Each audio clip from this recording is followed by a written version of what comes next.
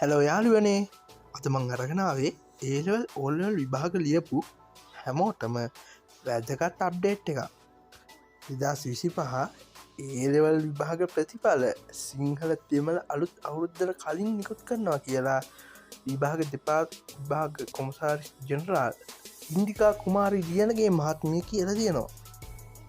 ඒ වගේම කියල තියෙනවා ඒල රිසාල් රිලිස් කරන්න අවශ්‍ය වැඩ අවසාන අධීරයට ළඟා වෙලා තියෙනවා කියලා. ඒ වගේම ඕලෙල් විභාග පිළිත්‍රපට් පරීක්ෂා කිරීමත් දැන්ටමත් ආරම්භ කරලා තියෙනවා. ඕලවල් පැට්ිකල් එක්සෑම් නම් අපේ මාසය අවසාන කොටසට යොදාගෙන තියෙනවා. පැක්ටිකල් එක්සෑම් ඉවරුණාට පස්සේ ඕලල් රිසාල්ටුත් ප්‍රින්ටු කරනවා කියලයි විභාග දෙපාර්තිමේන්තුව කියල තියෙන්නේ.